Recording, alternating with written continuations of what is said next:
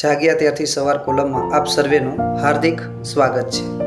મિત્રો, પદ્મશ્રી સાબુદ્દીનભાઈ રાઠોડે કહેલું છે કે એકાદ કલાનો સંગ હોય તો જીવન તરી જવાય છે। આવા કલાના ઉપાસક એવા વિશ્વ પ્રસિદ્ધ તબલા વાદક ઝાકીર હુસેનના શ્વાસ ગઈકાલે થંભી ગયા। 1951માં મુંબઈમાં જન્મેલા ઝાકીર હુસેનને તબલા વાદનની કળા તેમના પિતા પાસેથી વારસામાં મળેલી।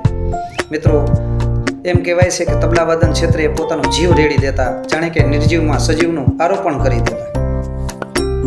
તેમણે living in the material world નામનો આલ્બમ પ્રસિદ્ધ કરેલો, એ બહુ ફેમસ થયેલો।